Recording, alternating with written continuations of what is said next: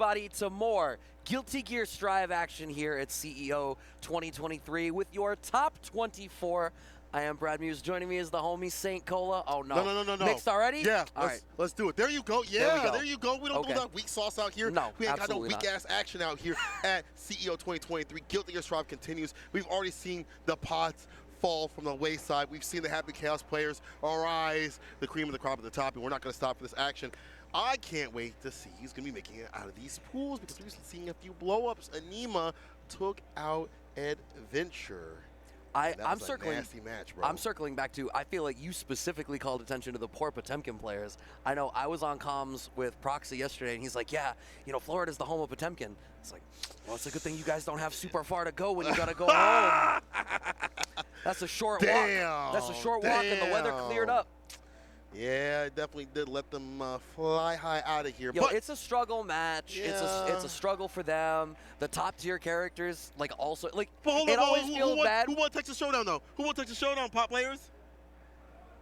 Anybody can cook. Anybody can cook. Yeah, but you're right. That character's a little bit of a struggle, and he definitely does not play the system right all the way. But I think every character in this game is dangerous. Yes, they have to put in a lot more work, but I wouldn't say that they're a lot weaker. You know, like work and weaker are two different things, right? I think by and large, amongst most of the games that we're playing right now that are current gen, the weak characters are only so much weaker than like the mid tier and the top tier. I think we have come very far from the older days of your lower tier characters being like actually unplayable. Like 8-2s and stuff like that. Y'all don't know what no 8-2s are. Y'all get like when your bad matchup is like 6.5. Yeah, that's still like your worst matchup. It's like, yo, this matchup's so hard. Be like, no, it isn't. You don't know what that's like. It's doable. It's doable. Go watch Esteban's documentary about bad matchups. Then tell me that your matchup is bad. We'll see if this matchup continues to be back here. Cheryo up on the deck against MFCR. I'm sorry, TNS MFCR. You got to put the respect on his name. You got to put the respect on the acronym. Yeah. Yeah, of course, always much love to TNS holding it down with no shortage of shows, including the Strive shows that they bring in. Tong had the showing last night at Royal Rumble, came through. Yeah. That was such a dope intro. He played his Honda. He did okay. He did okay. He did all right. He tried. At least he was up there, but hey, he did what he could. You know, we definitely have our quote-unquote sponsor player from Florida himself, MFCR, who has been doing quite a bit of work up in these top spots. We've seen him do work out, obviously, at the TNS tournaments, but even other ones. Like, I've seen him enter Casa every so often. Yeah. You know, he'll enter, you know, when Serious E was going, he was doing well at that. And then also winning DreamHack, and then never really reaching below, like, top 4 of DreamHack. Unfortunately, he has to fight the Gold Lewis player out here, Cheryo. And yeah, I said that name right, Cheryo. How else would you say it? I said Cheryo previously. You said, there's one E. You know what's funny is that when I knew it was that, but when I commentated his match at TNS, people were saying it's Cheryo. And I was like, nah, it's only Cheerio when he's leaving. Oh, yeah. Cheerio. Yeah, Cheerio, love? I don't think he's British. It's Cheryo, though. No, let's go for our first match of this block. Winners top 24. Cheryo versus MFCR. Yeah, so we're going to have Gold Lewis into the Leo Dickinson coming out of MFCR. Leo Dickinson? No, Gold Lewis Dickinson. Damn. I'm mixing up character names off rip. Yeah, I think Leo can try to space this out. I think with Gold Lewis, the thing usually is if he ever gets that momentum started where he can start to swing that Behemoth Typhoon around, suddenly that neutral game feels really different. It's I almost liken it to like an NRSE kind of thing, where it's like, yeah, you can play neutral until you start having to block him, and then it feels real different. Yeah. It's so momentum heavy. It's one of those matches where, you know, Leo does have the flash kick. He's got the, you know, anti-Behemoth play. If he stays outside like the mid-range, far slash and heavy slash is pretty good. You know, just don't make a mistake. Don't let him in. MFCR, not letting that happen. Already getting the dust and the wall break. 6B as the anti-air. All right, taps that 5D, has the red RC in the back to keep stuff going, just keeping Cheryo locked down. Okay, nice swing out of Cheryo, and now we're in that zone, sending out the drone. He backs away, jump the in play, gets the knockdown. This is unfortunate. Yeah, back to looking for a DP, which MFCR is definitely known for. Yes. Definitely loves to do those. Oh my God, that is a choice. Maybe Super actually hit. Red RC up drift. Yeah, is Cheryo going to commit a burst here? No. In fact, you can still kind of salvage this round. Nah, he's going cancel down. 2D. Yeah, 2D immediately. I do like that he was looking out for that 2D though, because that's a 2D. You see that like in the corner position to go against like throw baits and stuff like that. Such a big reward, and so is this. That's the guard point. So loose. Yo, that jump in hits so deep. Oh, it's so ridiculous, man. Jumping to this character are actually really insane. Jumping already is a really good jumping button. But on the ground, he's ruined with the sentry. We'll find the follow-up. Oh my god, stomp the roach. All right, this is a good spot for Cheryo to be in. Decent enough life lead. Your control of the system now down there. You're going to have the empowered drone shortly. Nice up back to get away from the cross-up attempt from MFCR. We got 1 round apiece on the board now. Yeah, doing decent right here. Cheryo, until I said that, 2S round start counter it. Pop in the corner. Backs away. I like that guard point doing something different with these slash buds. And now gets a 2S again as the opener. What's the closer? Wall pin? Yes, sir. I'm a little bit surprised he broke the wall. I think I would have accepted going for a wall slump there. It's not, you don't really need to desperately, but I think MFCR in general is in a great spot right now, especially because as this is going, we do find the 2D into the red RC to close that out. What I was gonna say is saving the burst up until that point. The second anything starts to swing out of your way, you have that momentum burst to be like, absolutely not. You are staying locked down in here. Oh, yeah, the offensive burst. I get you. I get you. Yeah, I agree. Neutral's not that bad though for this character overall for Leo. So either way, either decision works out. You know, it's one of those matches where you could go for the swamp and, you know, harass, or you go for the wall break and just take that bar back. Nice check. 2D, yeah, immediately getting that low. Now getting the counter into as well. Slash, red RC quarter carry. First action, that's good. Puts him in the corner. Yeah, that's massive. 2K2D. Are we going to call out the drone? Yes, we are. Demon Typhoon just barely whiffs, but I think that was a spacing trap anyway. Has him locked down. There's that flash kick that you were calling out that you figured Cheryo was watching for already. Finally coming out in game 2. He's been doing good about pulling that back, though. MFCR definitely has been good about pulling that option back. He used to be round star, DPs, things like that. Now he spaces out. He sends it out at different times. Oh, you stay fine. Flash kick, denying that from coming through the mix. Oh, you're through. Oh, wait, he's a big boy. This game, finds the ball. Oh, my God. I mean, that last hit, it would have been a different story. It would have been scary, but you would have had corner control. You would have had the life lead. You still have your burst. Nice back throw through the cross-up attempt. Smart backdash out of MFCR, and now we're letting those flash kicks rock a little more. I think MFCR has waited to get a better read on Cheryo's rhythm. Flash kick through the drone, I'm even okay with that. He had to commit a resource for the drone. Take the trade. Take that right there. Take, even if it would have traded or got that hit, take okay. that. Oh, yeah. Another reason coming through Cheryo. Sitting down to the ground. This is unfortunate. BT about to the end of the round. The super. This is going to hurt. Go for the full turn. Like an unsatisfied done. Not all the way to get it done, though. One more decision. So definitely possible flash kick trades. We have the bar in the back going for this little stagger pressure there as MFCR pushing them all the way out. But the 2D right at the tip. Cheryo is doing such a good job of baiting that out in the last game, but hasn't really watched for it now. MFCR is going to have to try to slow this down a hair. Oh, that's now. tough. Super's right there. Still gets the whip push against the 2D. Cheryo, hold up now. And he heard you, so I'll take care of that 2D for you. Don't worry. I got you. Oh, catching the backdash this time now is Cheryo, and it's like I said, once Gold Lewis does get the chance to start throwing the weight around, no pun intended, it's so much harder to deal with. When is MFCR going to burst? Yeah, right at the end. Yeah, they didn't have a choice. Any other hit would have did it, but 2K2D deletes the health off the table. Cheryo, even if things out with MFCR, and honestly, at this point, Cheryo's doing a good job of looking for the options that you pointed out. 2D, now flash kick. Those are big access points in terms of either like running momentum back or like against throw base and stuff like that. It's a little unfortunate MFCR has to play that neutral. I think heavy slash on fantastic in this match. You don't have to always go in yourself to that mid-range, let him whip, get the hit, and then get that. Okay, minigun coming out this time from Cheryo. Oh, late on bringing out the drone. MFCR was ready with the 2D. We got the overdrive for the wall break. Positive bonus and the good Oki. How's he going to choose to press his advantage? Slash. Oh no, defensive back throw comes out from Cheryo just like that. Thanks for walking you to the corner. Yeah, really. Oh. His 2Ds have been absolutely fantastic. As an anti, it gets a jump. No North Carolina right there. Back into the 2D, wants to get that 6B. So that whip, what? PRC right back at him. Finds the shimmy. God. The finesse and blast. You'll put that man to rest. With the super, this one's for you, Morph.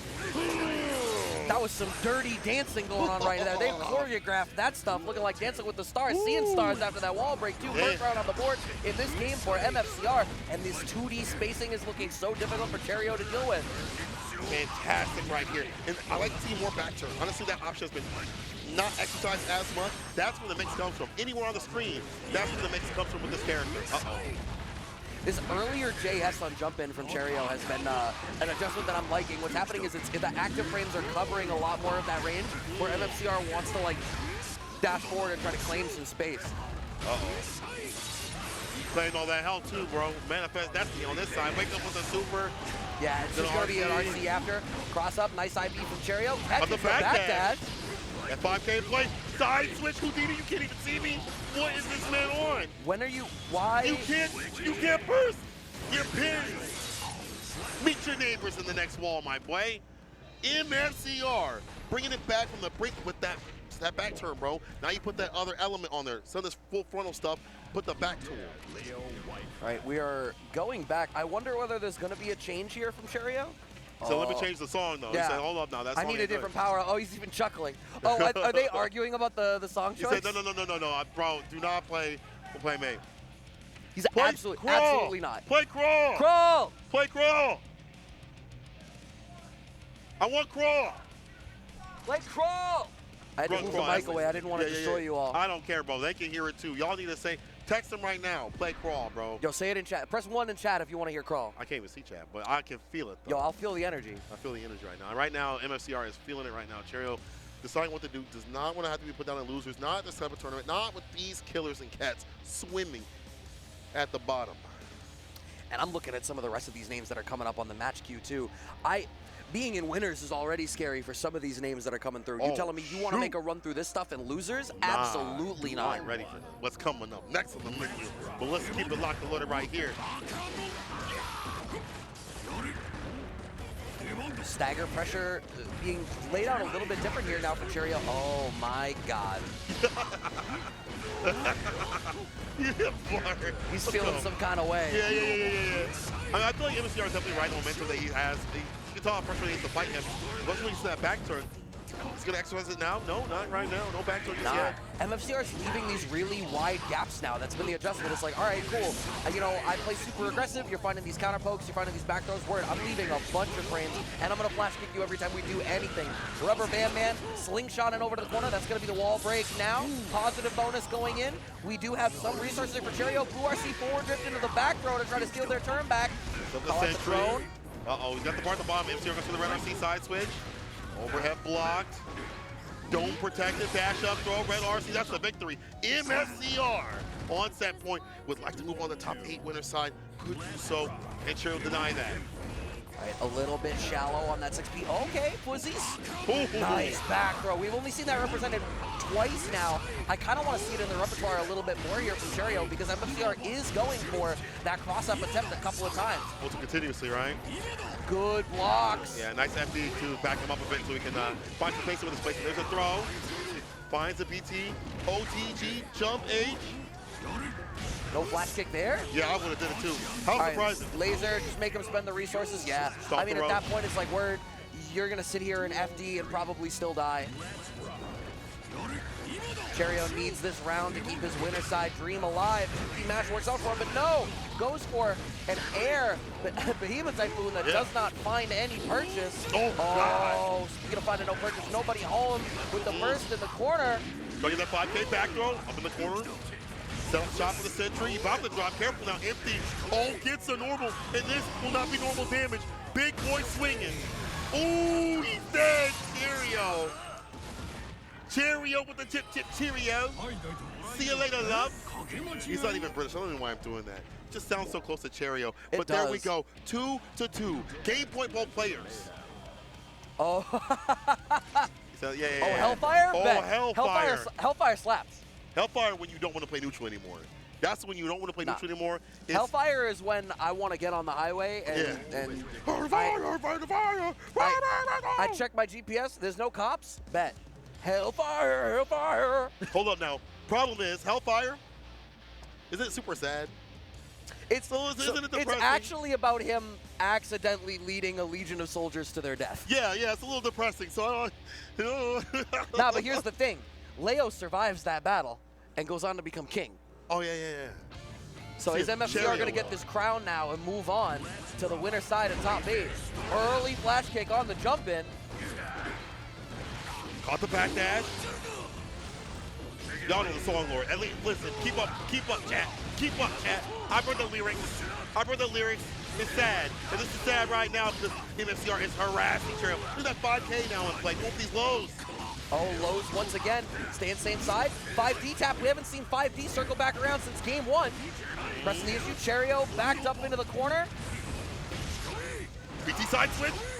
What a big turnover right here. Tell me that literally up in the corner right now, this is Brassic. You can't have a single flash kick whip right now. You will die. Oh, it didn't whip. Finds the one flash kick 2D. One more touch is all it takes. Blue RC forward grip catches the backdash. When or at all is MFCR going to burst? Oh no, might not even get a chance to right now. Caught in the corner. That chip damage matters. Oh, the 2K! MFCR in the game in onset point. Was ready to dash forward 2K after the clash on the flash kick. That is absolutely crazy. MFCR out here going a little buck wild with the flash kicks, but is ready for layer 2. Okay, overhead play. Cold burst. Like that. When it calls to the super, lock him down. Cheryo again has him in the corner.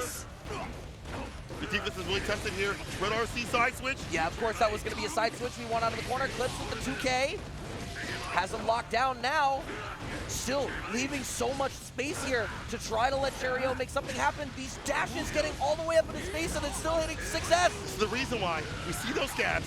Let him whip. And just like that, we see the counter off the backboard.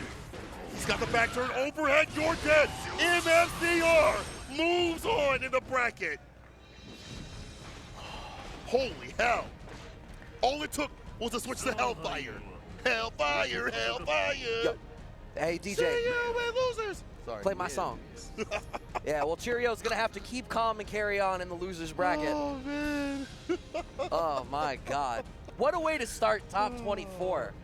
And you know what? The hits keep on coming because I'm seeing this matchup queue coming up. Aneema and Testyourluck coming up as our next one. I also see Kreator and Marvelo, and then Supernoon and Lord Knight on the queue. Supernoon Lord Knight for winner side top 8. My heart, I can't take it. I can't take it. I That's can't take crazy. it. You get to see the homies battle it out. Hey, if they die, they die. Okay. They die. They die. You know what I'm saying? But fair enough. These are names that I expect to see in these top spots. But again, the level of Guilty Gear play is so high that it feels like you see top 8s rotated with it's the same 40 people, but they're all really good. It's different permutations, right? Well, so it's funny. I was talking to Proxy about this yesterday when we were on the Pools Wave, and how he characterized it, and I liked the way he described it. He was like, I think that we have entered the mid-game of Guilty Gear Strive. He's like, we're beyond those early days.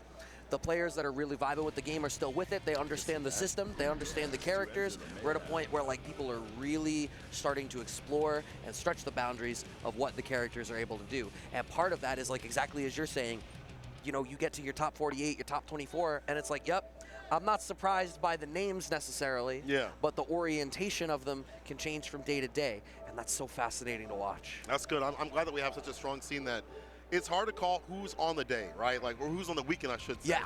Like, it's hard to call, like Latif, I forgot the event, I think it was BAM, that he got second to a dude named Leo. It's like, I would expect the Latif to win that, but like, you know, you start entering even more people that are at these top levels. This could be another chance. In fact, the first CEO hell that we commentated for the first Guilty Gear tournament was K7 that won. Yeah. Right? Yeah, and only, you know, Remy went second to that. Then after that, you know, we've had various other champions in other tournaments and stuff. Well, there was that, you know, Hotashi's always been putting in work. There was like that period of time where you couldn't turn on a bracket without seeing Umisho in Grands. Yeah. That was every Series E. That was every Series E, bro. Every ECT community throwdown, it was every week. Man, that was insane how many times Jonathan today and Umi were in the top spot. But now it feels like there's more of that rotation, even more so. You know, Danny, he's been doing work out in the TNS brackets and other places, and the Kai Bros are definitely either very happy or very upset that he'd be doing work with that character. Yeah, more Gold Lewis and Leo. We'll have to see how this goes. Aneema, actually, this is going to be Ram. So it'll be Ram and Nago. Yeah. Ram and Nago. Relax. There's variation even with the characters, okay? And you know, going over to the that conversation with Nago. How do you feel about Nago? What's your read on Nago now that he's been normalized a little bit, but still, in my opinion, he's still really good. So he's definitely still really good. I think part of it is I think the other characters that are very strong can do a decent job of fighting against him. Right. I think over time, I think people have gotten a better read of, like, Nago players were the first ones to learn how the blood gauge worked. I think it took a little while for everyone else to start to really pay attention to, like, the blood gauge informs the cadence of the neutral game. Right. And informs the cadence of, like, how much do I need to respect you? Right. Dictates how many options you have, and depends on some of these players are a little on the risky side. And I feel like Testyourluck is definitely more on the risky side. Doesn't mind being in that level too. That also will dictate like how they play, right? Like, okay, this player loves to get aggressive, runs the super, the wall break, immediately expeditiously getting Grizzly and mauling up Aneema. This is not looking so good for Aneema right now. That's open. Are we sure this isn't a button check? Aneema just opened that up with burst into nothing, and I was very ready for this to be like not a real thing. But goddamn, if that's a real round, I don't know, bro. I don't know. I mean, right, we're playing. Look at that. Again, round start, like Fukio DP or Fukio just round start in general for this character is always fantastic. 5K, DP, a lot of options that beat out a lot of other characters' options on round start. That's why he's so strong. That's why he gets this momentum, even in matches that aren't so good for him. yeah, I mean, Testyourluck is really bulldozing through. Oh my god, the 5H works as a little burst bait, Bro, and Testyourluck just running through that first game. Chat, hold up. Let me check. Let me ask. This is a real one, right? It's real, right? Okay, yeah, it's real. It's a real round. I mean, I think if I'm Aneema, I'm leaning over and I'm like, word, button check's over, right? Yeah. Hey man, you good? Take your buttons right? Yo, that was a really solid button check. Good button check. Anyway, good luck to you. Good luck to you. 3 out of 5, right? Like, not checking the amount, bro. Oh my god.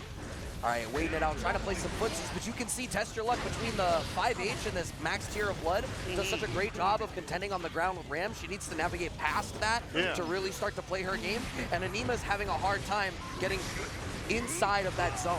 And the one time they tried to there, Testyourluck already had the 6P ready. Finally, Aneema is in the pocket and pressing the issue a little bit now. Yeah, it does find some damage right here up in the corner. This is the other test right here, is how your defense is this character. Back dash is caught.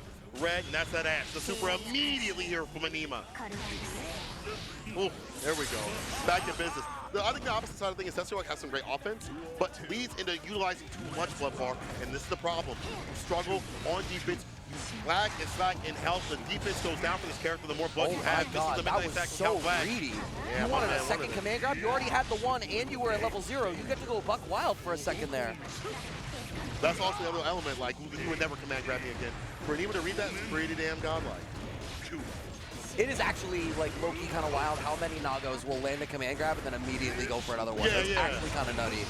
Momentum burst comes out from Testyourluck, wants to keep this corner position, doesn't want to reset back to neutral because, like you were saying, now that this blood gauge is high, you want to stay in range. You don't want to have to use your resources to get back in range. Nice whip punish for the 2S to be able to even up the round count now in this game too. Exactly. You saw how you looked out in that range for the 2S immediately. As you pointed out, look at the switch room.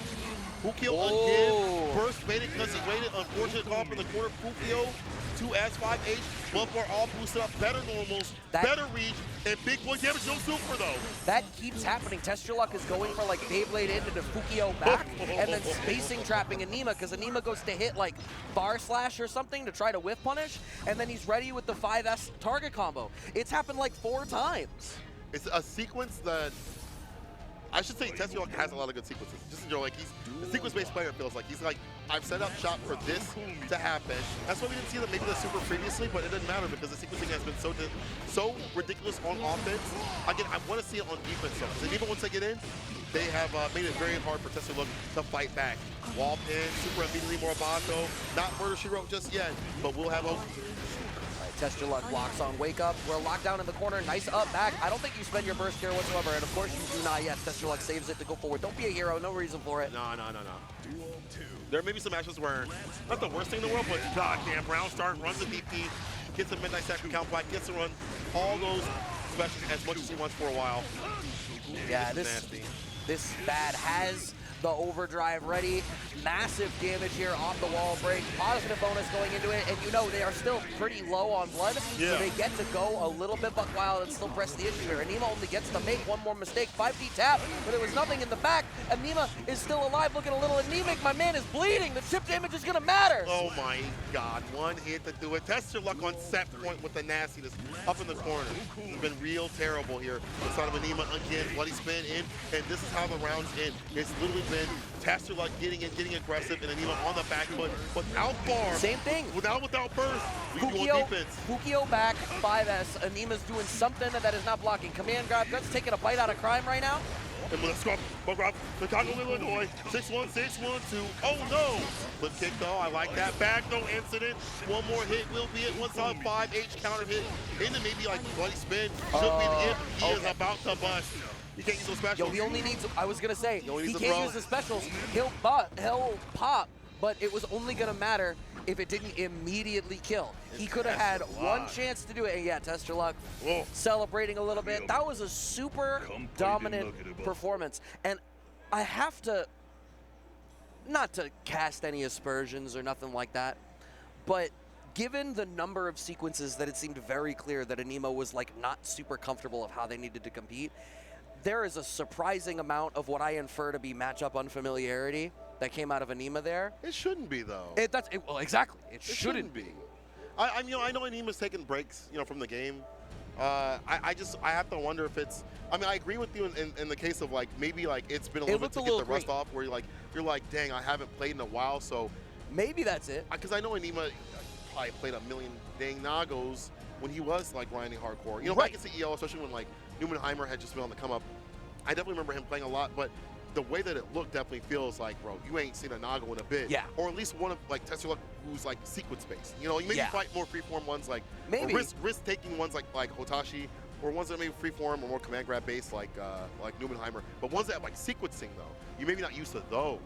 Maybe, but I feel like there were 1 or 2 of those sequences that were such a consistent part of the energy that Testyourluck was bringing to the table, and it was like, all right, even by game 3, you're still like, it's not even like you're cycling options and discovering that they're all not working. It was a lot of like, it seemed like a lot of what was happening was like pure muscle memory of like, and then this is what I feel like I should do, and it's like, you're going by feel in a spot where you need to be going by function. You cannot play by feel against. In my opinion, it's not. No, certainly not. Way too explosive. And I like Testyourluck also betting a lot of these interactions like round start on DP. Oh yeah. In big bets that pay off, because when you get these leads, you get these corner carries. Ram doesn't have much to fight back with, and Aneema didn't really have a lot of bar. He'd spin it on offense instead of defense, so you really see YRC or like offensive, or defensive super, I should say. Yeah. Don't really see those options rotated as much, so it definitely felt like it's like, dang, Nago hits like this. Right. I feel it. Don't worry. But again, got to give a lot of love to Testyourluck as they move on the bracket. Yeah, they did great last year too. I think they were the ones that beat Hotashi. I could be wrong, but I remember him being a very prominent player and really putting his name on the map. I'll take your word for it. I honestly couldn't recall. Year before that. Time does not matter to me. Time is a weird soup, man. Yep. Time is a weird soup. It's like, I want the salad instead. God dang it. I want the salad instead. Put them on my unlimited breadsticks, though. Oh man, unlimited breadsticks are delicious. That's we too have many unlimited carbs. Matches coming up. Maybe not unlimited, but they're damn near delicious. Okay, what's next? We got Kreator and Marvelo next. I love watching Marvelo play. That's the homie. You know what? Like the Chip / buff, like allowing Chip, and this is another thing that I was talking about with a couple of other people. I feel like Chip ended up this character where like, he's always been this really rushdown heavy, like he's gonna maul you, he's gonna oppress you, Rekka's in a mix-up and stuff like that. But like the strength of his / means that he's, zipping around, playing in and out, soliciting you to make mistakes and then whiff punishing you to start running his offense. Marvelo does a really solid job of that. I got to watch one of his, I think it would have been 48 matches from the crowd, and it was the same thing where they were just bulldozing through people, and the way that they were moving around the screen was just so difficult to contend with. And every time you think you have a read of like, and now I'm gonna cover here, you're wrong. / whiff punish. Dustin. Oh, by the way, he has tension. He's gonna red RC forward. Now you're at the corner, and what are you gonna do? You don't do anything. You hope and pray that Chip makes a mistake, bro. And I also like to point out, like 5K, I think is also one of the better buttons too as well. I mean, Marvelo's buttons. I mean, it's one of Chip's best buttons. Like, let's not get it twisted. 5K is amazing, but the way that he uses that and / in conjunction with whip punishing, and again, as you pointed out, forcing him to make mistakes, makes it difficult to deal with him in the neutral. He's a really good momentum-based player that plays really good footsies, that plays a really good footsies momentum-based character that is Chip. However, we cannot forget that Geo has some similar things on her side. She's looking for whip punishes too. She's looking to keep up in the neutral, and she can definitely do so with that bar all juiced up. And I feel like Geo players have gotten better about these buffs that have happened to when you have bar, 50% or 100%, your character gets buffed up. Yeah. Holding on to that bar for a little bit longer in some combos and then spinning instead of just immediately spinning for RC follow-ups and stuff like that, making sure that you have that extension or for the save for defense allows them to maybe stay in the game a little more, you know, and allows them to pull out more strength with Geo. So Kreator, probably the best Geo right now, I would say. And I think that's another thing in where, America, I guess. you know, to circle back to, you know, being in the mid game, that's a more detail-oriented decision that you make about how you play your character that only really comes out once you're comfortable enough with the game, with your character, with the way that the matchups feel, that now you're starting to really scrutinize the details. And that's when you start to be like, yeah, you know what? This extra 5% here and there is going to matter over 4, 5, 6, 7 interactions. So I'm going to play it that way. That's an optimization you can't think about year 1. But going into like year 2, year 3, as you press forward, you start to get there. Exactly. Let's see, we're going to get there. It's not a button check. This is the real deal right here. Kreator. Putting Marvelo up in the corner. Gets a throw as well. Strike though for this character. Very high nabbing. You know, that dash cancel, stuff like that is fantastic. Gets the low. Red RC. Should be victory right here. Get the follow-up. I lied. Yeah, needs one more touch, but the stagger pressure works out for them. Kreator manages to run away with that one. I think Marvelo did a great job of trying to navigate around the corner, get through that cross-up, but unfortunately, the way that they're doing these staggers, you can see Kreator already has a pretty decent feel of how Marvelo is trying to structure their offense and when to counterpoke. There it is once again, dash forward. So now Marvelo cycling back around using more bar slash. Yeah, back in business right here. Another 2D staggered up in there. Also fantastic button, 6K. Blessed overhead with extension with the red RC.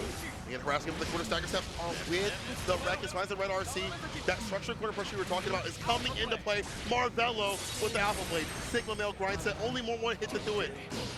Right, using these 5K checks, PRC to keep themselves safe, find the anti-air. We do get the pickup. That's going to be some pretty decent corner carry. That's going to be all the corner carry plus frames. Wanted for the tech chase, we're not going to get it. Oh, PRC to keep him safe. Nice throw tech. So I get the dock to connect. It's not happening. No, air to air right there. Air to air finally coming through from Marvelo. Was that just jump P or that was JP? Okay, it looked like he threw out the SR. I didn't know if he was going to go goofy with it. That's actually a horrible move. Take that out.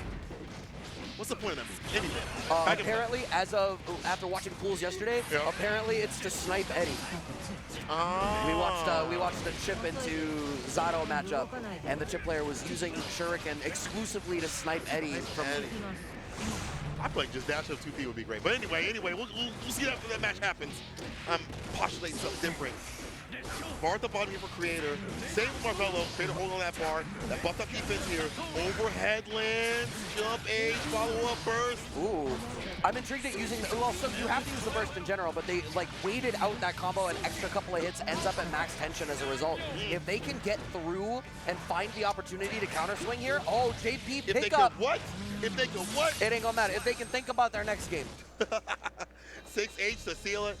Dang, Marvelo. And this is the team kill, as you all pointed out. Flynn Gaming is either Flynn Gamer or FG.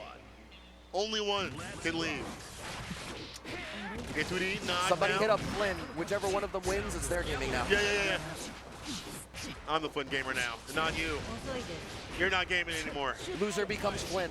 Dang, loser becomes Flynn. Let me stop. Okay, they're both Flynn's gaming now. they both evolved. Marvelo's evolved. Oh, the trade. Marvelo can't take too many more of those counter hit. That's it. Super immediately just seal the deal and make sure the job is done. That's one. I feel like Geo, when she does get the hits, can do a real break. And I mean, Chip is a fragile character, right? You only need a couple of opportunities. I've always likened playing against Chip to like trying to swat a fly. Your job is to like, a good chip player is always going to be moving in and out of your spaces and annoying you in areas where you don't know how to answer. But if you do find that answer, he's going to crumble. That answer has not been found just yet. Kreator, don't be a hero. Oh, drop the combo off the 6K, but it's fine. Marvelo is so secure in this round. It doesn't matter because of the fact that, like, you know, you have these drops, but you're already in your win condition, right? You hit the super, immediately go into that fast cancel RC stuff. That's what he wants. You want to build the bar before you get the fast cancel. Hit him with the super, go to the Oki, and that's just how Chip plays. All right, 6K. Every single time Marvelo has 50 tension, he's going for 6K. I wonder when Kreator is going to start to block it out. Because if you start to pay attention to the meter, that's when it's coming out. Yeah. Only when we have the RC in the back, which is like obviously would be the case, but it has been so consistent. We haven't seen, like, you know, being able to use that, like, in the normal, like, in the neutral, like, as a tool. Unfortunately, what we're seeing right now is Kreator waiting and baiting. Easy bait up and eat him up. Yeah, Marvelo with the, I can hear him, just like on the stream. I should have did this. He never gets, like, super mad. I've never seen Marvelo, like, scream and stuff like that. He just has, like, a slight irritation. But I think you have to have that if you're a chip player. Because there are moments you're going to explode. You have to be like, okay, that happens. Next game, next round. Right. Well, I mean, in the same way that, like, if you're playing against a chip and you get perfected, it's like, yeah, all right. Yeah. I didn't know what the hell was happening there. It's fine. There's another round. So that's me when I fight chip, bro. I don't know what the hell's going on. You fight a good chip, they all over the place. And you said like a fly, bro, but they could definitely deal some damage. They're more like a wasp. Yeah, wasp. Yeah, there we go. I hate wasps. Trade. Oh, the trade combo pin. Yeah. Burst definitely right there. Just mark the bot for extension. Another whiff punish. Marvelo's finding that pocket. Instant overheads coming out. This little slight stagger pressure in his block screen. Kreator tries to take a turn back. Finally finds the 6P through the spiral arrow. No plus frames for you. Denying that dash up tech, goes out connect, finds the ball. Red RC, that's victory. No burst to save you. Kreator stacking his own pressure too as well. Look at the gaps, and he's recognizing what Marvelo's doing. And I think that we might be seeing a pretty competitive game. Hold on, maybe I'm wrong. Great with the corner, count that corner, or that counter hit, I should say, Dustin play. Damn. Nice, clean 55%, hearty lead. You're playing Geo. You've still got this positional advantage that's working out great for you. Your staggers are so strong. Marvelo forced to spend all of his tension on the back foot. Another burst that could have been blown up, but we are so okay with that. The gear, anti-air, air throw, Kreator up 2-0 with a 2-1, I'm sorry, with a perfect of their own. That is pretty dang dominant. Yeah, take your time, take your time. Go back to the character select screen, relax. Relax for a second. That is, whoo. Marvelo, just take some time, take some time. I want to see some more games. Don't look back and smile, Kreator. Don't look back and smile. I hate that. Don't look back in anger, neither. Yeah, he had that wrist smile, too. He's like, yeah, you saw that? Yeah. You saw that? Need to take that moment to decompress. I can't undervalue the importance of, I think, for most of the games we're playing right now, I feel like you need to be able to sit down and just have that inner calm. Yeah. Of like, if you're playing, maybe you're a player who's like a really emotional player, but I think if you're on the back foot and your opponent has a read on you, you need to curb that a little bit. So taking that second to decompress and come back at it with a clear head is so important. Especially in a game where you explode. It doesn't matter what character you play. Like, you know, Chip obviously explodes a little more than other characters, but even in this type of game where it's so stressful and it can be disheartening, we'll put it. Even moments like this. Uh-oh. Kreator with a wall break. He's gonna get that bar back. This is looking real unfortunate in the trade. You see, like, that's the confidence that you have in Kreator. I have the lead. You don't have any help in this transaction. So, set point. All right, Rekka pressure starting. We're seeing, am I bugging, or is Kreator's also IDing some of these Rekka strings too, which is kind of right. It's a big deal. Yeah. Because what it does is it leaves you in that spot where Marvelo can't set up the spacing traps if they want to. That's showing a high degree of matchup familiarity out of Kreator. And that one comes out every so often, not consistently, you know, maybe not trying to mess anything up. I like that. Pointed that out. Very good option right here for Kreator. Dive kick does come through side switch into the game. It was the super train. And this will allow that open to go in and flowing. And this, again, puts Marvelo in a fantastic position. You have to strike back early when this happens, but there's damn near no gap right here. Oh, the low check after forces the burst out of Kreator, finds the anti-air. Marvelo, you have to spend the burst eventually, but you're too high up. It's so scary when to do it. Blue RC. Dive kick. Who got it? Marvelo's still alive. Oh my God, bro. Oh my God. I wasn't sure. Yeah, I didn't know what the health value, so the damage had been done. Counter hit, overhead. Close smash, stagger stepping. With the throw, the overhead. Nicely meaty with the clone. Marvelo, that momentum, stay in play. Offensive burst up in the corner wall. It's not looking so good. Oh, 2D. Look at the equalization right here from Kreator has happened. Oh, I love that answer there, going for the early buttons on the way up, just pulling them down, looking like a Dragon Ball combo to bring them back down to ground height and just start to play some footsies. Finds the regular throw now, does Marvelo. Kreator locked down, but you've got these resources. Nah, never mind. I was about to say it can happen. Oh, wins the burst, huge. But the dive kick. J2K. He said, yeah. The subtlest of pop-offs. He said, yeah. Yeah. That's Marvelo. Yeah. That's the Flynn Gaming pop-off. Okay, now. Hooray. Hooray. Golf claps. Final game, though, between the two. Despite the sort of pop-off. It gets slimy out here. Greasy and grimy, okay? No, that Final was game. A momentum burst to keep this corner position. They find the 2K2D. There does Marvelo having Kreator locked down. Smoke by the overhead. Oh, there's burst baits being embedded in this offense right now. I like that. Do something a little bit different with the jump. He gets the counter hit back into the course of K reset. Outplayed. Kreator not lacking. Never mind. He's not finding the dodge kick. 5K. Dash up. Throw. Gonna get the red RC. That's victory. Getting that follow after getting that last hit to build the bar. Marvelo. Set point. What happened? What happened? It's the subtle pop-off. It is the subtle pop-off. It's the power of restraint. Yeah. You're actually right. Restraint is so important to me with this character. And even the moments again where you are just getting cooked and smoked, you gotta say, hey, next game, next round, I'm good. I'll be all right. Kreator finds a nice anti-air 6P for their trouble right there. Okay, Blue RC. That was some tricky J2K stuff. Kreator only slightly behind in life right now, has plenty of resources to try to make something happen if they're able to find a hit. The problem is finding a hit, PRC to keep them safe. Oh, we'll go to 2K2D. That's a throw though, down to the ground. 2D, nice to meet again with the clone, command That's grab. the first time. Might be the last time here for Kreator. Have to see that, close slash. One more hit. More Marvelo solid sequence, I should say. is specifically not doing combos because he doesn't want to deal with burst bait. It's all Aaron hits back into scrambly pressure and then locking him down on the forward dash. Marvelo moves on in the winner's side. The slightly realer pop-off. Yeah, that one a lot heavier. Marvelo. Marvelous out here. So I have double-checked the bracket on Start GG. Okay. So with them moving on through that match, that does appear to mean that they will see be you, Marv. playing against Testyourluck in the winner's side of top 8. Ooh. Which should mean, assuming that I can read a bracket properly, which should mean that MFCR waits for the winner of our next match, our last winner's side match, Supernoon and Lord Knight. Oh, yeah.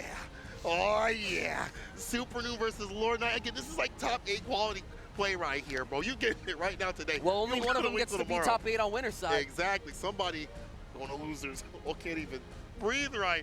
I'm excited for this. Supernoon's been on a hot streak, okay? Supernoon, he's cleared his head. He's like in his anime phase. He's after training. He's found infinite bliss. He just let whatever happens. And honestly, he can do so because he plays Bridget. So Sure. Okay. I love you, Supernoon. But honestly, he is in a better mindset with this, with competition in general. And I think that's a dangerous person to fight. That's somebody that's like, hey, whatever happens, but I will try my best, and I'm not going to get like depressed if something bad happens. Yeah. I will just keep working hard and let the results come as they may. We've seen good results of him at Combo Breaker. We've seen him take down very high-level players around his level, obviously. And this is the Supernoon I want to see. There's a point where we didn't see that Supernoon for a while. You know, he was trying to figure that out. You got to get up the hump. I feel like I associated Supernoon with like going to a tournament, being disappointed with their results, and then like doom posting on Twitter about it for like a hot minute there. And I'm definitely happier to see that, you know, it's, when I say quieter, there's not an underlying context there. I just mean that it's more reserved, it's more calm, and it's like I said, I think in some of these, particularly these more volatile games, being able to approach it with a clear head and not bringing your baggage to the table, and not letting the game pile baggage onto you. Take it one round at a time, one game at a time, one set at a time. You need to be able to remove yourself from the wider context of what's happening so that you can evaluate just what's going on the screen. Pull back much as you can. Lord Knight has been on the grind though in a similar fashion. I feel like very, very analytical with his character, with a character that people don't approach from an analytical standpoint. And you know, even him understanding how the defense runs for his character, that's different with the parry and their options, is what's propelled him to be stronger. There's some tournaments where I feel like he has not wanted to place where he wanted to place. Yeah. Like at Evo Japan, for example. But how he immediately goes back to the lab and does analysis on his own gameplay, is honest with himself, is why he's in top 24 of a Smack Dash tournament like CEO. Let's see who moves on. Supernoon versus Lord Knight. Yeah, so I would expect I got to watch some decent British play yesterday as well, and I think the thing about that character is like she's so great at varying what spots of the screen that she's controlling and locking you down. But Viken is a bully. And Baiken is, once she is in your face, that's it. She is all over you, mauling you at the wall, exactly like we saw there. Lord Knight pressing the issue, trying to keep this advantage going. When are we going to see them choose to spend their bar? There it is, Red RC. Yeah, don't you dare spend that burst, Supernoon. You saved that for round 2. Yeah, you know what to do. Like, dog, he ran that Kabari immediately right after. Come into the follow-up here from Lord Knight. That's the wild thing, is that he got the bomb after having that Kabari last for the Kabari send-off right there. Uh-oh. Back dash, low slash, burst without getting that ass. I like that. Supernoon. One thing that also helps Supernoon's playstyle is the fact that, hey, you can set the yo-yo out on these situations a lot easier, so it lets you focus on other things. But as you pointed out, be careful of that jump slash from Lord Knight, though. All right, sets out the yo-yo. We got the pickup after because the blue RC slow down. Set up the mix-up. That's going to be the wall break after they spend attention for it, and that will close out that round for themselves, looking as good for Supernoon as the first round looked for Lord Knight. So momentum-heavy right now is this character matchup. Yeah, kind of looks like it. But again, seeing more of these aerial options for Lord Knight may shift things a little bit in the favor. Dash up, gets a bar slash hit. That's unfortunate. That's a fast button through the 9 frames. Right behind the Ozante, jump slash again. Lord Knight harass him in the BRC. Bar slash again, that button is a blast. Lord Knight only needs one more touch, trying to make something happen. Pulling him back in, using the tatami to cover that forward approach. Supernoon has to try to make some big plays happen here. There is still burst on the table for Lord Knight, but the thing is, if Supernoon structures their combos in a certain way, it's going to be hard to burst. And Supernoon is also specifically trying to embed burst baits into what they're doing. Blue RC is going to make that forward dash last just a little bit longer. Uh-oh. One more hit, Supernoon got to play perfectly. And negative penalty. No burst, that means nothing. He can't FD. Lord That's Knight a real issue. Lord Knight is actually, instead of choosing to go in, is just waiting it out. And it is like, Word, I can wait. You're at the corner. Yeah. You have negative penalty, so you're not going to get the chance for anything. I can wait for my shot. I can vibe, bro. That far slash has been a big pain point. Talk about these buttons, even in the air, like jump slash has been fantastic. But far slash on the ground has been catching back dashes and that movement too with that Lord or Supernoon would like to engage with. Damn, this is looking bad. You can see, it like Lord Knight has these different zones, right? It's like IAD back to Tommy covering that space. Be like, you can't just go to the yo-yo, I'm covering that space. And then once Supernoon is sufficiently afraid of it, dash in, bar slash like you were saying, trying for that again. You see Supernoon is trying to vary it up, even bringing out the roller skates now, which is not something that we saw represented a whole lot in that last one. Needs to bring that different element to it. I mean, the dash feels on to that. I feel it. The PRC, I like that extension right there. Area right there, yeah, more area options, maybe better here for Supernoon. But RC, FG to back him up a bit. You have the FG against his character up in the corner. Vary up that approach so they can't just run their same game. But that's over. That's it. That's going to be wall pin. Not even necessary. 2S to win the rest. I love that Lord Knight, whenever Supernoon is throwing out the yo-yo and leaving it, Lord Knight's answer is dash forward, bar slash. It's like, if you jump right to it, I'll smoke you. Yeah. If you try to move forward and claim the space, I'll whiff punish you. Supernoon needs to like throw out yo-yo at ranges where they're out of the bar slash spacing, and then just wait it out a hair.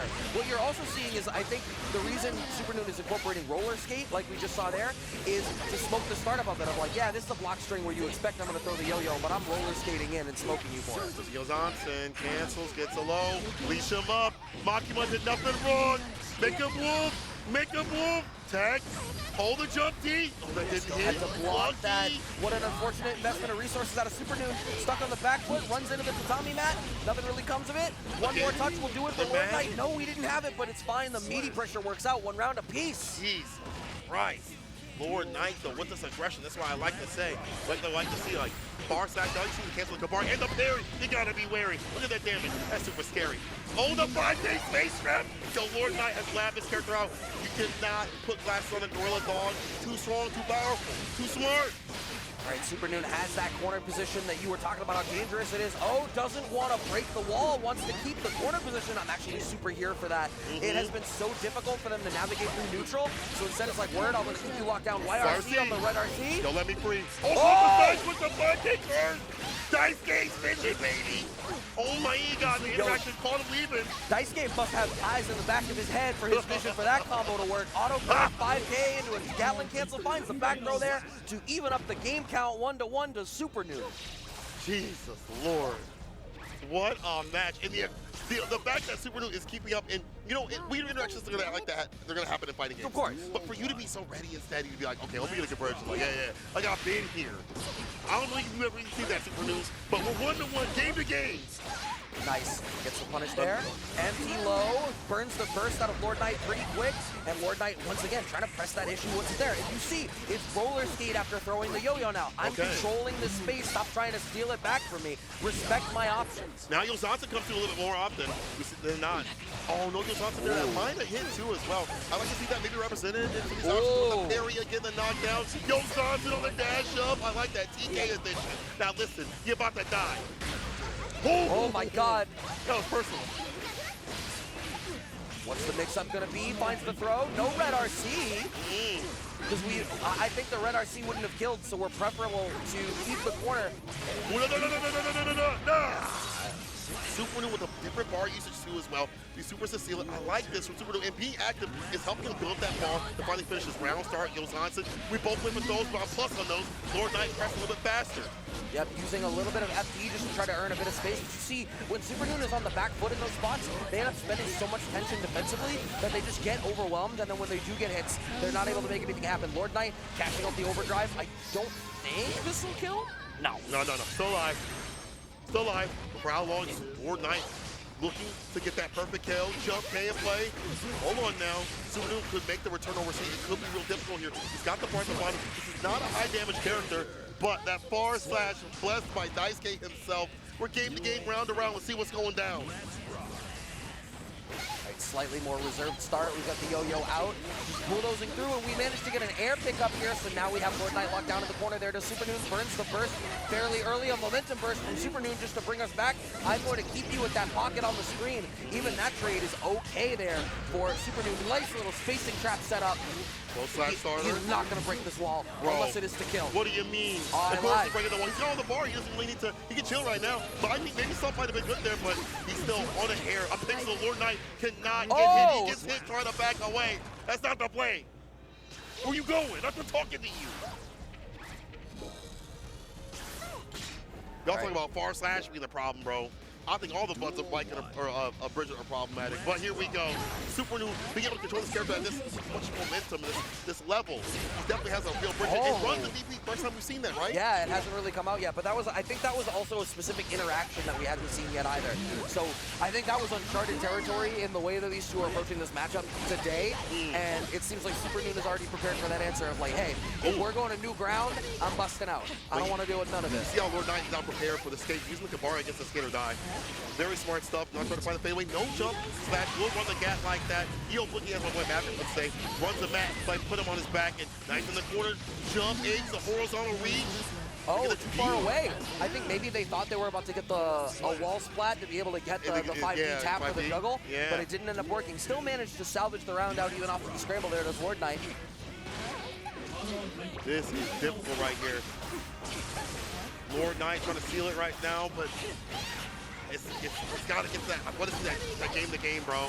I see the activity that Lord Knight has, but Supernoon, when he turns up like volume, it's so hard to stop. When he gets that sequencing going, you know? Oh, actually, this is great for Noon, right? Because Lord Knight's playing so defensively that they were just risking negative penalty there. So now Supernoon presses the issue once it becomes clear that Lord Knight needs to start to make something happen. Having him locked down in the corner once again. Red RC backtrip, setting up some spacing traps. Lord Knight is blocking for his life right now. My man is hands up like a pack of Legos, blocking it out. Far slash starter, unfortunately not getting 2H. Red RC on the mat, leash him up again. The sequel. Oh, if you had matched there, you would have been okay. Instead, Lord Knight gets a combo for themselves. It's so hard. It's so much mental stack, like not to hit jump slash. Ooh, try to get the 2H. Supernoon. Now the one set point. Huge, and you could see even committing that Red RC, obviously good for just getting the pickup, but there's that embedded little layer of like, what are the odds you're gonna hero burst? I do want to be ready for it. So again, the movement, avoiding like jump slash, being ready, being outside the distance, and now avoiding the Tabari. Like Supernoon's play is immaculate. Like the amount of movement that he has is reminiscent of how he played Dragon Ball, and I love this here from Noon. Lord Knight got you something soon, and he will bait on that DP. Huge, but still had the burst. That's a mistake that you can afford to make. Locked down in the corner, though. Lord Knight does not want to pop the wall just yet. On the next touch, might do it, but none of this stuff is leading to any kind of wall splats. YRC comes out from Supernoon. Let me free. Bar slash right over the corner. Supernoon got to play this perfectly. Lord Knight, I envision a dash up, bar slash, dash up, jump slash, one slash, that's that ass. Lord Knight, evening things out. Oh my God, we got a set. We got a set. It's been a set. What am I talking about? Oh, he pulled up. What do you think are the adjustments that have to be made here? I like Lord Knight going for more jump slash. I like him, committing like jump D and things like that. Supernoon needs to keep this lead as much as possible. I feel like when he loses the lead, it's so hard to come back and see him have that damage output. And the sequence is kind of difficult for Lord Knight what's the best way to put it? Lord Knight has adjusted to the sequence. To make that comeback, it's hard. Like this lead right here is fantastic. Supernoon should not lose this, and he may not miss. Look at that, almost a perfect KO. Oh, there you go. Yes. It was a perfect KO. What do you think now Lord Knight needs to do to make the return overseas? I think Lord Knight needs to, I was going to say a more preemptive button, because if they lose out in that round start position and end up on the back foot, this is really difficult. And the fact that they're already being overwhelmed doesn't bode well for them. Okay. Early wall break, positive bonus for Supernoon, which gives Supernoon plenty of opportunity now off of this bar to make something happen. That's massive for Lord Knight though. And Burst is almost back on the table. Jump slash, cold burst, Supernoon, cashed out. Cash in, cash out. Oh, PRC. good tech. She lingered there for a second. Oh my God, Lord Knight got to spin the win right now. Get that bar going and flowing, my guy. The trade, Supernoon has the lead. Oh, he leading. Lord Knight, he bleeding. Air to air right there. These trades are not working out in his favor just now. Has to press the issue, but the far slash is gonna do it for Supernoon. Moves on in the winner's side to top 8 here at CEO 2023. Don't worry, Lord Knight, you get another chance down in the loser's bracket. What is TYJN? That must be a K-pop song. That must be a K-pop band. But I'm a fan of my boy Supernoon. Moving on in the bracket. I told him yesterday, I was like, brother, you better have an intro ready. I did not have to think that he's going to fight Lord Knight, but bro, the movement that dude has. It was crazy good. It's crazy. To avoid jump slash, far slash, which is already a fantastic part for that character. That's quick. It's 9 frames. Yeah. I don't know why it's 9 frames, but it's really good. And the fact that Viking is looking for counter hits, most of all, to really get these combos going and flowing. The fact that those things don't happen so often, and the fact that the sequencing was going good, he had to be in a position where, like, he lost the lead. He kept the lead continuously. Yeah. That's a Supernoon I want to see. Keep that lead as much as possible. Make them come to you, make mistakes, and so you get the victory. Yeah, I think it's something that characters like Bridget, I think, archetypically are a lot like that. Where, you end up, the way that you control the screen is if you are able to get a lead, it's something that is very easy for you to sit on because it's like, hey, I'm covering so many different options. You need to be the one engaging with me. Yeah. And when you make a mistake, I'm going to smoke you for it. Oh, this is Dejojo. Oh, okay. That's what it's a NorthCal thing? Okay. What's it? Oh, TYJN? Yeah, TYJN. Okay. That's what it means. All right. Thank you, Chad. I'm not into fashion, but what I am into is this good Guilty Gear. Hopefully y'all are enjoying this action. We have Dejojo on the stream. This dude did some work at UFA and is another bacon enjoyer. However, this is Aneema, who is, I'm sure, D. Rusted said, okay, I'm here to I would hope so. It's obviously a very different pace of matchup, a very different kind of matchup, and I'm hoping they've shaken off the rust, definitely, because I think there was a lot of automatic responses that were happening in their match in the winner's side that were very much exposed. And I am looking at the updates on the bracket. Yes, so this is to qualify for loser's side top 16. Loser's side top 16, not even 8 just yet. Oh, no, I'm sorry, 8. I'm alive. Numbers are hard. Yeah, there we go. So it's great. Okay, Jojo could be representing the EU, UK boys out here. We'll see what happens. Oh, yeah, you got that EO British right there. I see you, Jojo. All right, Aneema in the driver's seat right now. Gonna spend the bar. Motovado for the wall break. Slight light lead, has control of the screen a little bit, but PRC forward drift, not really taking their turn all that much just now, and now living in that pocket. Tether is on. Yeah, oh, the tether's on for you. Yeah, for you. Who the case be? It's a wall break, a lot of damage done here. Bar gonna be all juiced up. PRC gets the air throw. There you go. Aneema with the quickness, utilizing like. I feel like this matchup can be kind of good for Vikings at some points if you're able to get the read on some of these normals. But far slash, 5H are still going to be fantastic. and outreach bar slash of Viking. Yeah, I think the reality is you probably need to introduce some verticality and bring in some like jump H. slash, jump H, you know, stuff like that to try to navigate over some of the more committal options that Ramlethal might be using on the ground. But Aneema's playing such an intense pace right now that it has been hard. And as I say that, not only ready for the burst bait, but also that was off of an anti-air as Dejojo tried to incorporate exactly what I had said. My bad. That closes out the round. Actually, hey, don't listen do that. to me. Don't do that. Actually, don't do that. That's why we on the comms. Don't jump. Yo, if I was right about stuff, I'd be on the stage. And instead, I'm back here. Making so don't money listen on to there. me. No, we back here. Dejojo. That's me all along.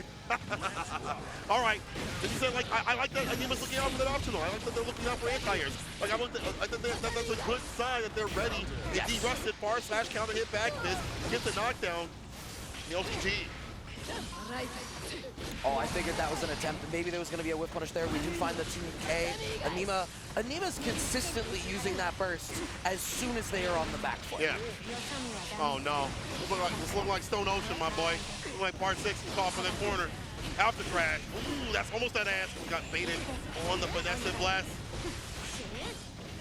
Both swords gone. Okay, the swords are back. The pressure has restarted. Dejojo just blocking for their life.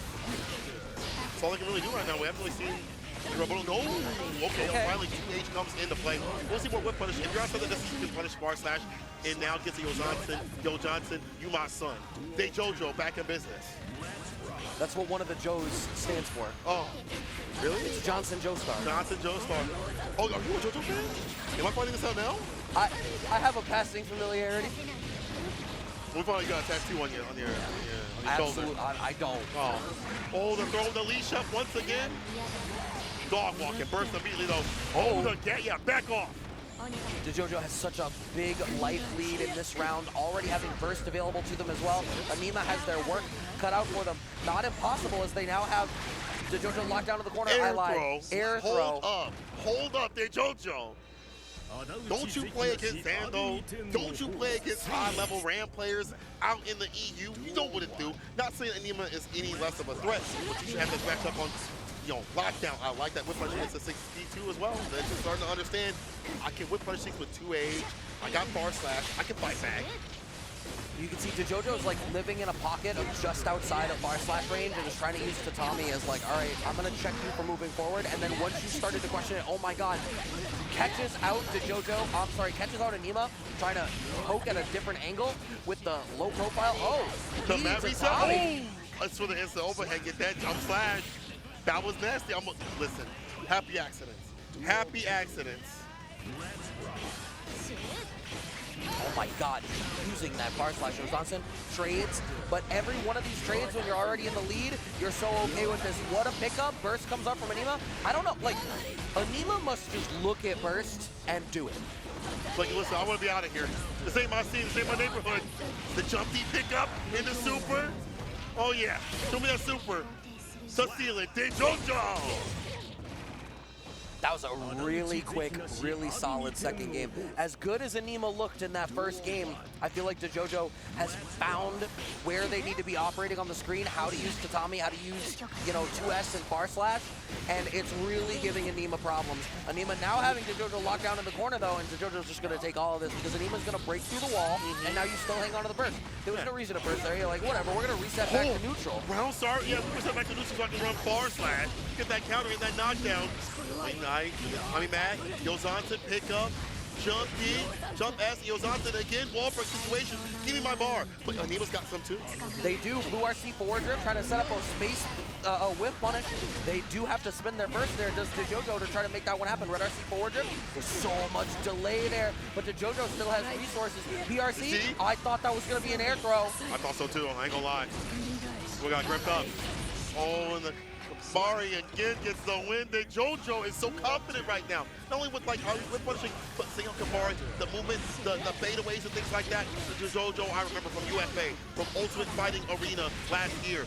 Called out the parry though. Aneema does have these options to call parry with the sword toss. I like that they're doing so against that wake of option. Yeah, Dejojo just waiting it out, patiently blocking. I can see that like Dejojo's defensive choice is like, all right, eventually you're gonna overextend and make a mistake, and then I get to press the issue and start to work my way out. I will be patient. Clipped by the 5D, that's fine. Yeah. Oh, this is not so fun here for Dejojo. This is not so good. The corner pressure getting a lot nastier from Aneema. Had to do so to stave off set points. A little too dominant. We'll have to see what is rotated on defense in the corner now. Beside of Dejojo. When he gets there, if he gets there. Right, yeah, trying to play at that range. You can see actually using Kabari to try as like a poke to catch forward movement. And with that too, get that throw right after. You're so smart, Dejojo. Oh, instant overhead Yo Johnson? Aneema, you might be so dead. Oh, you're definitely dead, because at that point, you were economically doomed Economically, there. It was time for mad block string pressure. You're gonna spend all of your tension on FD just to not die on chip. I'll never financially recover. He's looking kind of sad. Dejojo moves on. I've seen him say that he spent a lot of time in various parts of the U.S. Dejojo! Brother, you ain't at UFA, I ain't gonna lie to you, bro. I ain't gonna hold you. You ain't at UFA, my boy. I don't know if you're gonna get the cheers waving the British flag, but but honestly, good stuff to Dejojo. I see the fans up in the chat, the Dejojo fans up in the chat like that, bro. I catch y'all. He's actually a homie, so I appreciate him flying out the CEO and playing. I just had to check the time. You were like, I see the Dejojo fans in the chat. I'm like, all right, if he's from EU, I'm like, what time is it over there? It's not that late. It's not that late. Time is a weird soup. It's probably like 8, 9 p.m. 8, 9 p.m. Something like that. It's not top 8 yet. Chat, we're at like top 16-ish, I would say. Yeah, this is top 16. Yeah, we're playing for, we should probably have, because that was a loser side match, so we probably have, I think, 3 more sets to round out the rest of loser side top 8. I'm looking to see, pardon me, I'm looking to see whether the bracket is fully updated on StartGG. Got more for me? What you got? I might. I did see that, I don't know whether they have played just yet, but I did see that iDom had matches in there. iDom versus Voltion was going to be a match. Winner of that was going to play Kreator. iDom got that far? No offense, iDom. Yeah. So Dejojo gets that win over Aneema, which earns Dejojo a loser side top 8 spot. Okay, so he gets the top 8. So Dejojo in the arena tomorrow. Make sure that y'all are awake and ready for that, okay? I better see British flags all up in that chat. You feel me? Okay, I feel me, Jack? Come on. We have updates from Mother Base. What's Cheryo going to be sitting back down to play against Eddventure. So I got to give you all a little bit of lore. Eddventure went to, so the way that Eddventure was talking on Twitter, I thought he was out of the tournament, even though I commented his winner's side match. Okay. We got put down the losers, and said that this might be the end of playing Jacko. Now, of course, whenever we lose as fighting game players, there's a fair amount of salt, if not more, for depending on how high you go up, and that could just be bluster, that could be just talk, but like, you gotta work so hard with that character. I mean, you do, but they gotta work so hard too when you put them in the corner. I understand, like it's certain matchups that he just doesn't like, and I feel like it's Ram, Happy Chaos, and Leo that he just can't find answers for. That the answers that he's come up with are other characters like Anji that aren't really that much better. Like it's not like significantly better to be like, oh, I'll just run this character, right? You know, I'll play Anji. Yeah. It don't work like that. No. So, what? Actually pick a character that fights those characters. I've told him that a million times.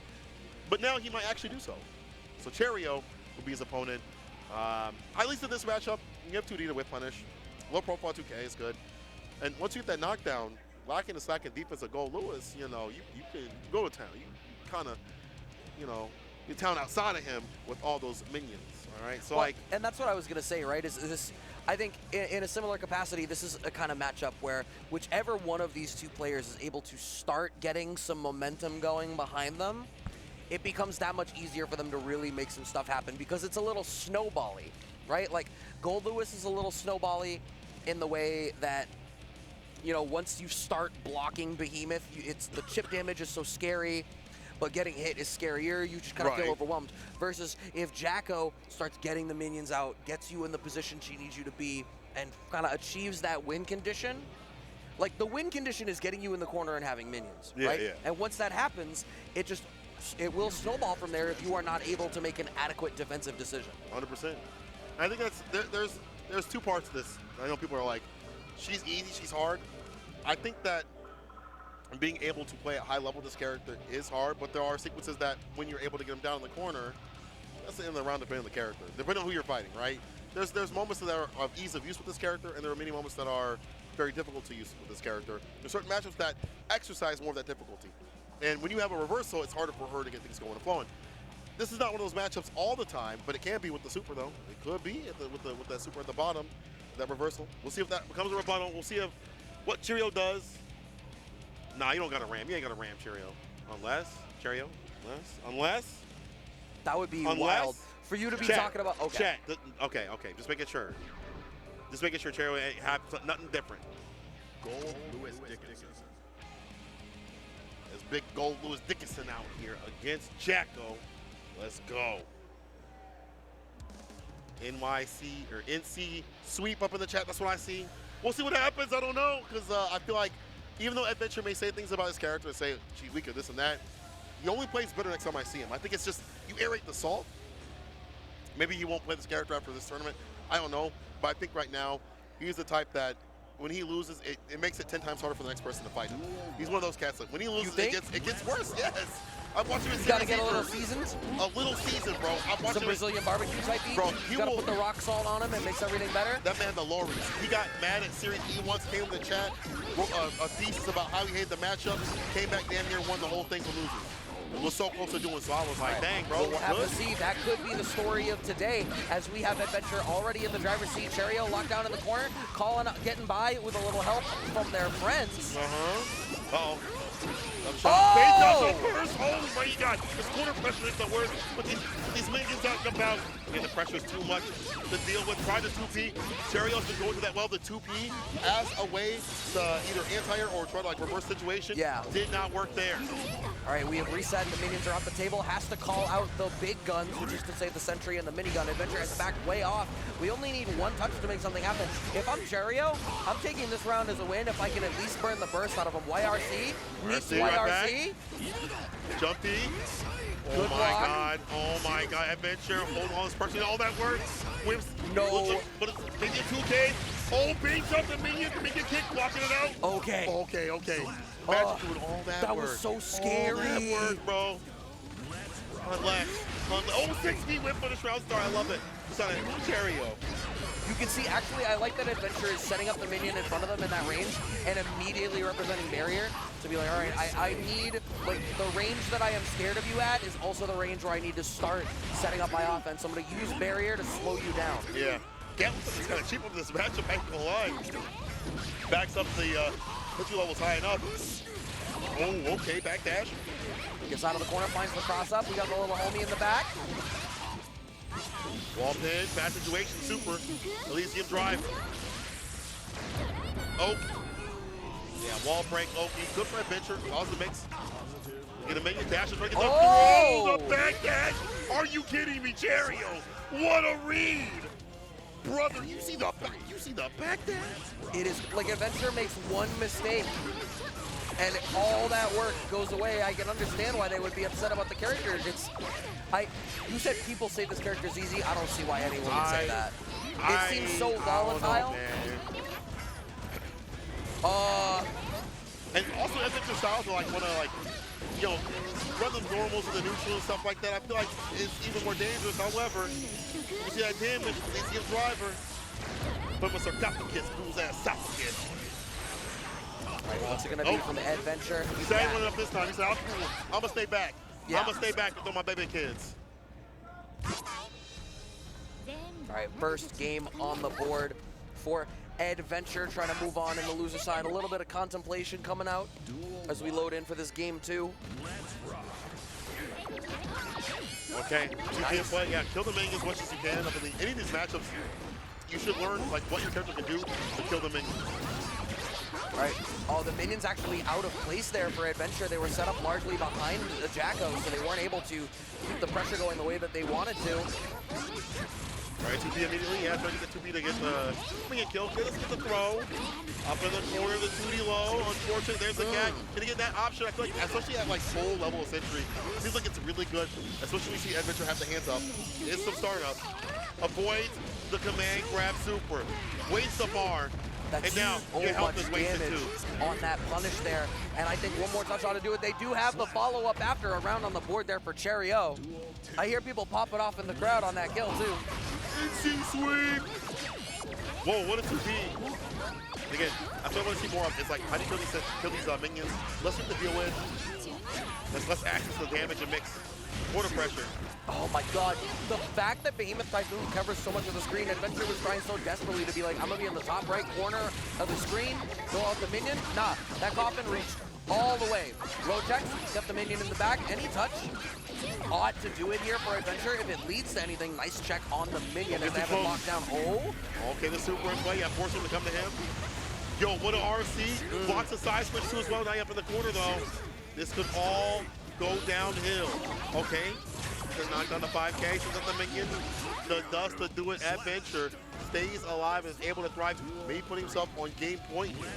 Has Cheryo blocked a single 5D tap with minions behind it? I feel like all these 5D taps are landing. Bro, nobody blocked the 5D tap, bro, after minions are out and about, bro. You don't block that or 2D. That's just life. You fight with the Jackal players. I don't blame him. Cheryo is doing such a good job of sniping these minions out. Calls out the sentry drone. The barrier is a little bit mistimed. They wanted to shut down the sentry, but Eddventure doesn't get it because it was moving a little bit too close. Playing a lot of nooch here, but Eddventure, on the risk of danger, has to start to press the issue now. Red RC to get these minions set up. Little spacing trap catches the backdash. On the 2D. The dust to pick up. More baby kids out and about for the sequel. These are yours. Eddventure. Making the wall break happen right here. Bar all built up too as well. At least the driver could come through. Or an RC extension. Careful now. The cat blocks it all like that. I like that. Had the hands up. All right. Just keeping them locked down. Oh, wow. Not really. Cheryo just sitting down holding FD because what else are you supposed to do? Reversal call out the minion, the sentry drone, and the minigun. Cheryo can't really afford to get hit by anything right now. Blocks the 5D tap. Doesn't block the second one. Just like that. Too much pressure to deal with. Why does Eddventure look like he's sweating? Actually, I know why, because he's fighting Gold Lewis. That all it takes is 2 good sequences to put the round back in his favor. So I understand. Real. But like definitely Eddventure doing a good job of like reeling back when he needs to. And I do think that even some of this is like a simple case of like, I don't have to get close to play, right? I know Eddventure is the type to be the best Jackal player because he's such a good all-rounded player. And he knows how to scale back when need be. Like, I don't have to go in to get my win. Last time he lost, he's like, okay, I got too close. Yeah. This time, I'm sitting at a distance where I feel like I have the W where it's one more interaction and I know that they're stressed enough that they won't press. Eddventure on game point. And what's interesting, too, is you can see that Cheryo is still managing to deal with the minions in an interesting way, right? Like, you've called out how often they're using 2P, both as an anti-air choice, but also to snipe the minions. But there's these angles where, as Eddventure is going to, like, the top opposite corner of the screen and trying to just chuck minions from there, right. Cheryo is meeting that with, like, the anti-air Behemoth Typhoon. And if Jacko doesn't come down with, like, an air dash or something, it's at least knocking the minions out of the way. Yeah. That's what you want to do with that. Like, with this sort of matchup, is killing minions. We talked about that. How do you delete the minions off the table? Burst, a little bit wasted right here. Eddventure has him up in the corner still. 2D comes through, gets the counter hit. Minions are out and about once again. Empowered by Vitamin W's. Juiced up. Right, checking that forward dash. And Eddventure has Cheryo locked down so much right now. All he can afford to do is spend all of their attention on FD. A really smart 2P gets a double kill on the minions, but there is always another one in the back. This is the problem again. The fact that Eddventure is so certified on being able to fight with not only normals, but the minions in tandem makes it such a threat. Like, you kill the minions, cool, I got that burst. Backdash, did not get anything off of that, but still, top of the corner again, and Eddventure back in to get that bar for the minions. The 5D tap with the minions in the back, once again working out for Eddventure as they are now on set point. Long side switch with the minion. Houdini, you can't see it from the back door. Careful now. Burst here from Cheryo. At least in some of these sequences while you block, you do have a lot of burst. There's so many multi-hitting things that happen that don't do a ton of damage, but now, not a lot of help to survive the bait. Are you kidding me? Elysium driver. All right, not close enough to the wall to get anything for it, but the PRC keeps some space from the shimmy attempt, sends out the drone, but the barrier on the minion keeps him safe, and we're gonna have a pickup. We just got the bar, another overdrive is gonna be enough to do it. Eddventure is going to move on to the loser's side of top 8. They get to play in the arena tomorrow. I hope they took your advice and started playing. No, you were saying Supernoon needs to play the entrance. So does Eddventure now. I haven't even got to talk to Eddventure, but he has been in some top spots before. He's been at Frosty's. He's been at multiple tournaments in top level spots, at TNS, at Series E. He's even won a few too as well. So when it comes to him being up here, should not be surprised, but I am surprised after seeing what I saw up on Twitter. delete that tweet, my boy. Delete that tweet right now. I know you're gonna watch this back because I didn't do my analysis. Delete that tweet. Where he at? Eddventure, delete that tweet. Walked off the other side of the stage. Delete that tweet, Eddventure. Where you at? Delete that dang tweet. Can y'all make sure y'all at him and tell him to delete that tweet? Just, I want to see that. I want to go check in like 2 hours, and that better just have like 100 replies that all say, St. Cola said delete this. It better be like that, bro. Don't sit on my character and can't do it, bro. Look at where you're at right now. Loser side, top 8 of CEO. Let's keep this matches, going and flowing right here. Speaking of loser side of top 8, one of these two players gets to sit down for it tomorrow. We got Kreator having dropped down, playing against iDom. So, tell me something. I'm not trying to prophesize the demise of Kreator, but I will say if iDom gets top 8 in this game and Street Fighter, you're gonna have 2 entrances. Has anyone ever had 2 entrances? Oh, that's a good question. Yo, let us know in the chat or let us know on Twitter if anyone's ever had 2 entrances. Yeah, I need to know. I need to know. Oh, he deleted the tweet. He deleted the tweet? He said, no way you shouted to me delete that tweet after I won my top 8 match. We might go. Delete the tweet though. I swear to God, if I see it, I'm getting at you. I'm getting at you, my guy. I love Eddventure. He's great. All right, so what do you think about this matchup, right? Testament into Giovanna. I don't know, man. I don't know play Testament like a normal Testament player. That's the problem. I don't play iDom. He don't play like Testament. I'm sorry. iDom have to hold this. I feel like he plays Testament at a very base level, and he's got really great fighting game skills. Just how to zone people out and control them. And maybe that's all you need with Testament. But other Testament players are a lot more technical and stuff. But that's okay, because some players are maybe less technical and they still get results. It's a different sort of play style. I think overall, though, I don't really know because I don't really see this matchup too often because Geo players have left her. I want to see what the interaction is after like post Gravedigger. Once we go Gravedigger, I want to see what Geo can do. Bridget has options. Does Geo have options? All right, well, trying to navigate through this right now is Kreator. We had the 6P, burns the burst pretty quick out of Kreator. Already has the 6P on the spiral arrow. Yo, my guy plays Street Fighter. He knows how to see those moves and call them out. Now having Kreator locked down in the corner. Strike throw game getting started. Yeah, I'll do the finish right here. Let's play the stand game. Dust. Finds the finish. Pulls the dirt out of the ground. That's the round. iDom. Getting a lot more aggressive and I like that here from iDom. Utilizing the normals. Like some of the zoning. 6P chest stone. Puts iDom in the corner.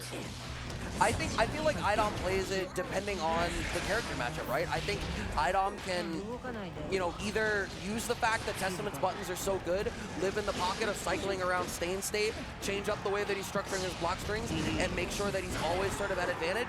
But then when things slow down, it's, as you said, back to the neutral, back to the screen control, back to trying to hold down the control of the screen like we're seeing here. And it's like, hey, I know that you're going to choose to come to me. Yeah, you have to. PNW, a 2X game 2 definitely, as you're pointing out, that seems like a pretty fantastic button to utilize. Uh-oh, the starter. Get that close dash cancel. BRC, FD trying to get some space, gets the 6B. Offensive burst here from Kreator. They seal the deal.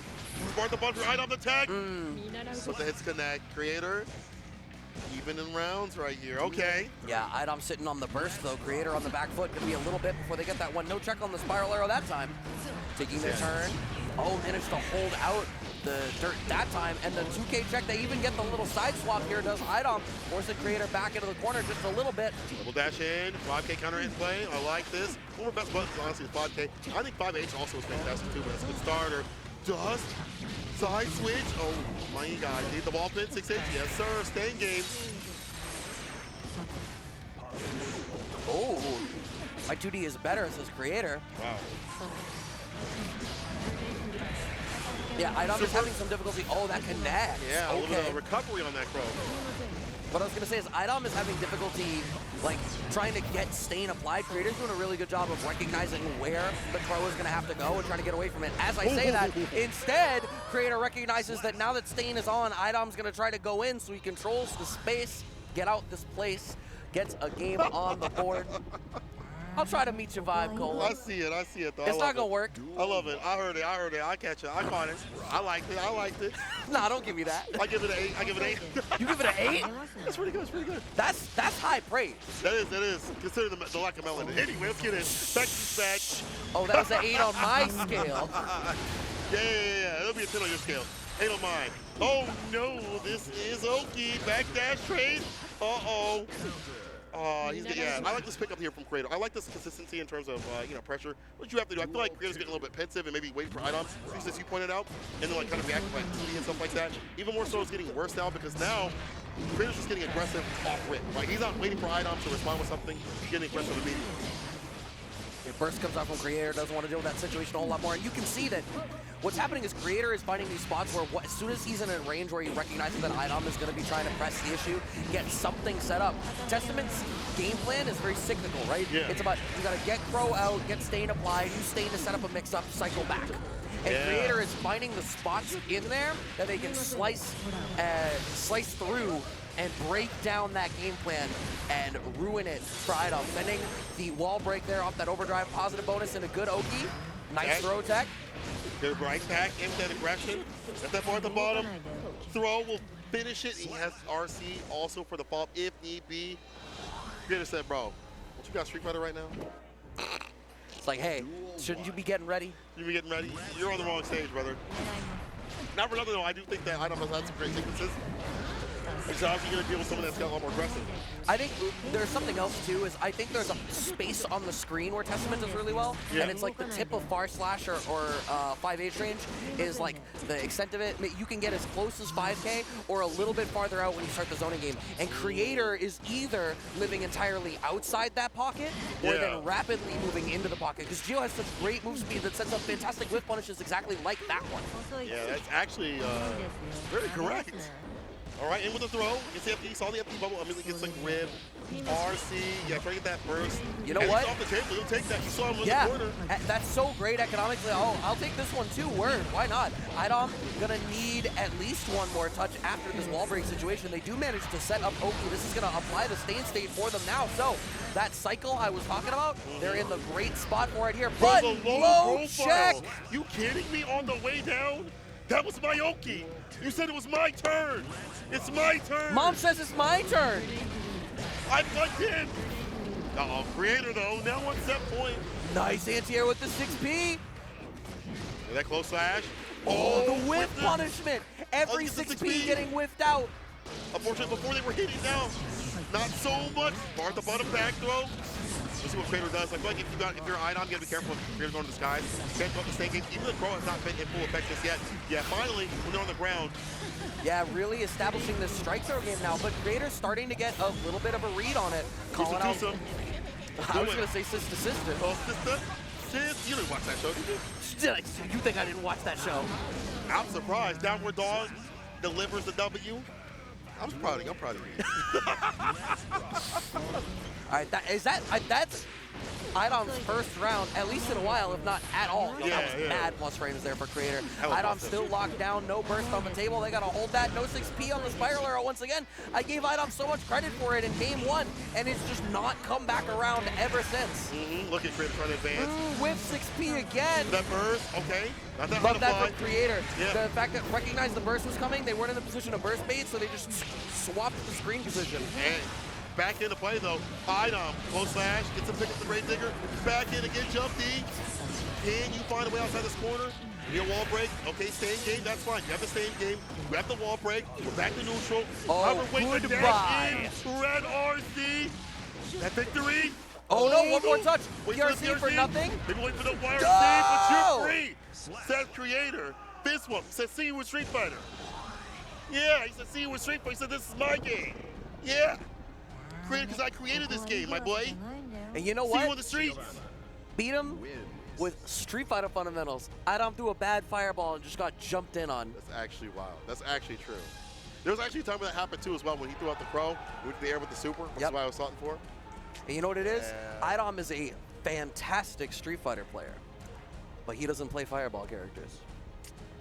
I mean, he plays zoning, but you're right in terms of like fireballs being a little bit different. There's different types of zoning, right? Poison was not a zoner in the way that like Guile is a zoner. Yeah. Yeah, it's different. I mean, I get what you're saying, but like.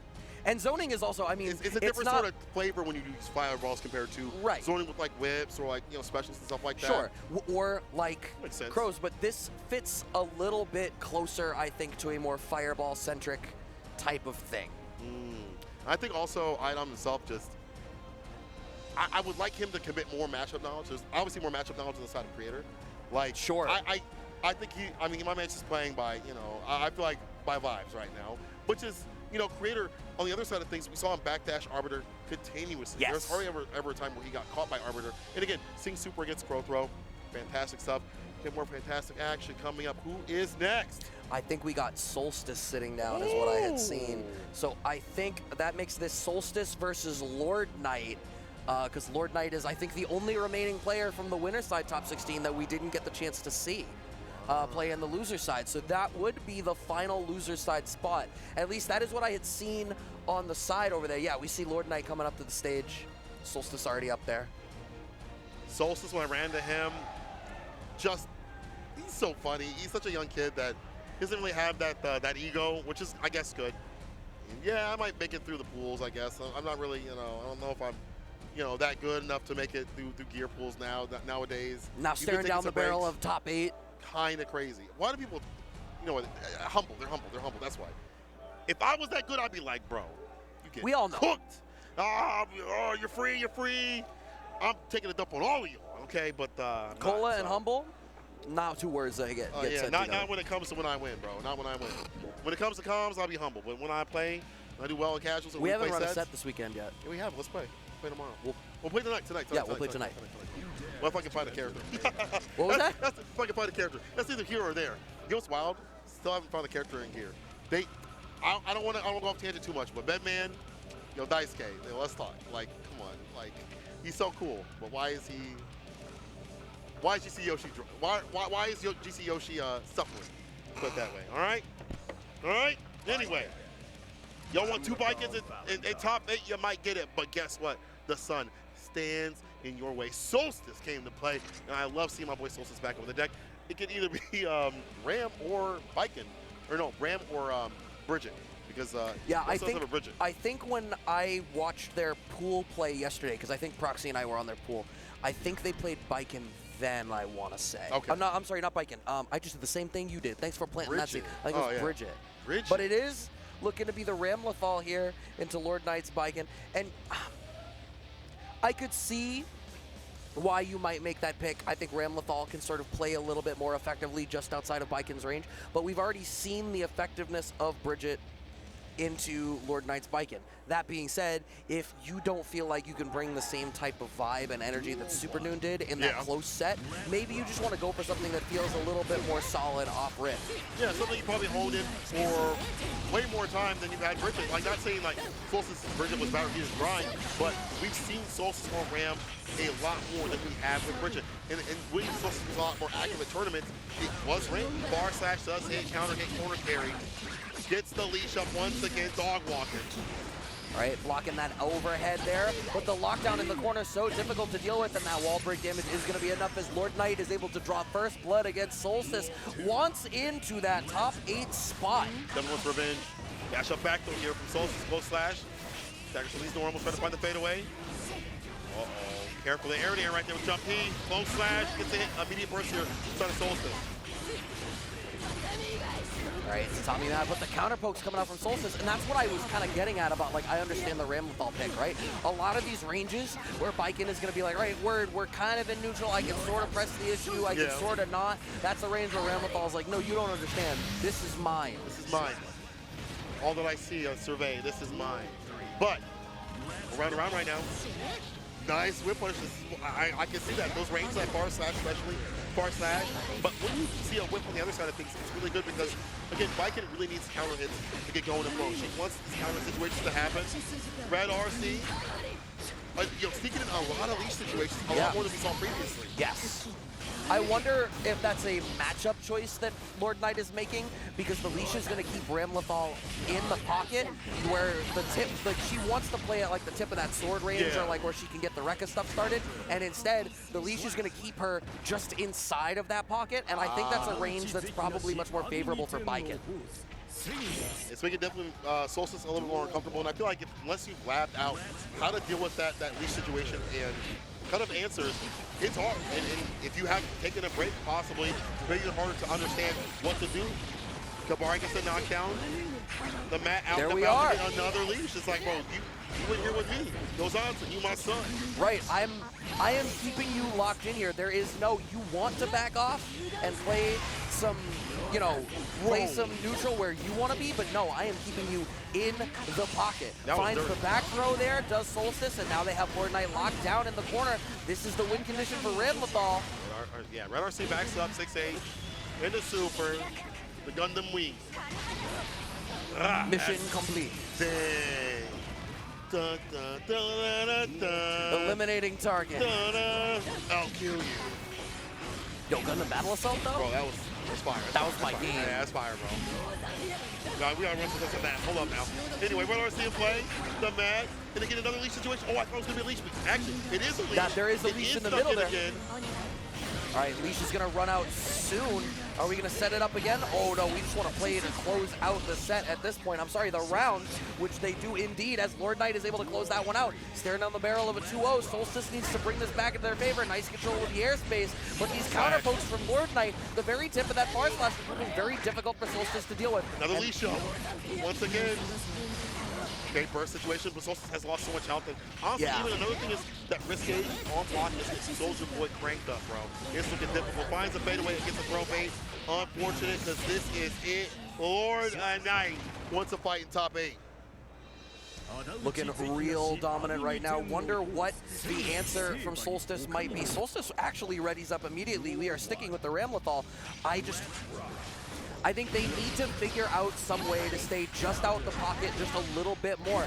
You don't want to be dealing with that tether. The fact that Lord Knight is so effectively keeping Solstice locked in at exactly the range where the tip of Bar Slash is smoking Solstice or trying to start the neutral game is really the problem.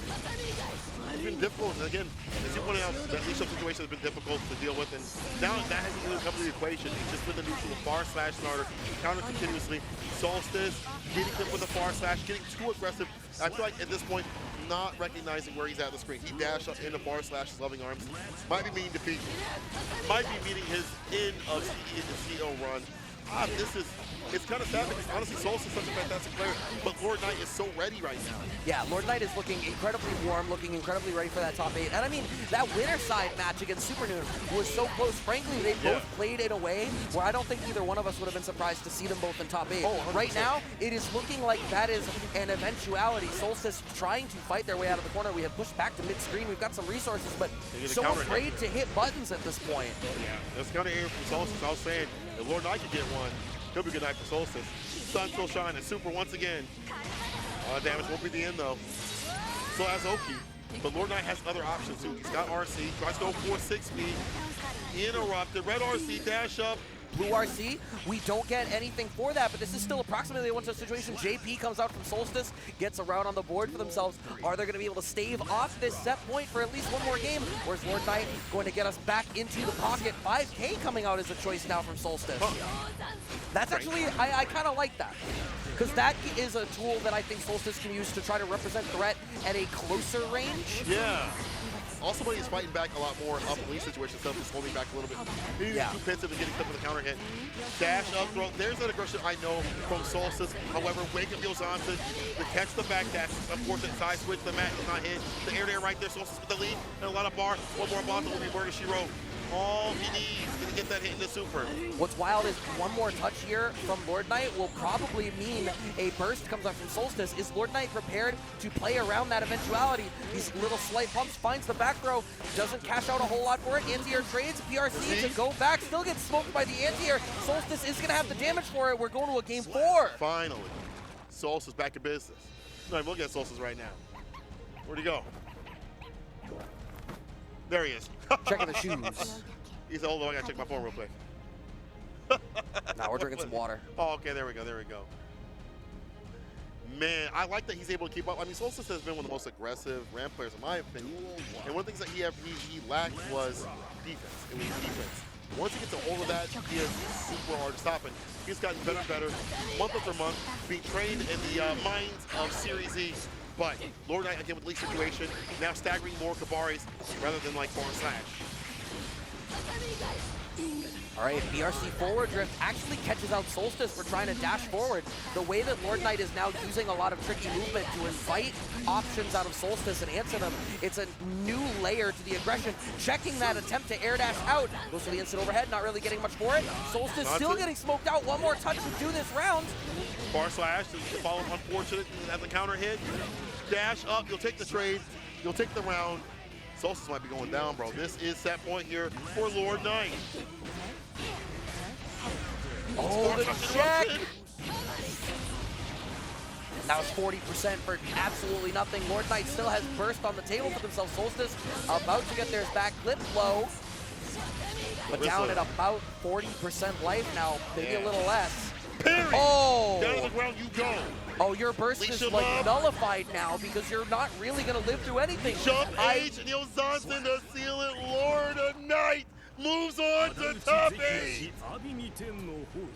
What a stellar performance. The intensity out of Lord Knight, the way that he managed to manipulate where they were forcing Solstice to sit on the screen. And it was like, yeah, I get why you picked Ramlethal.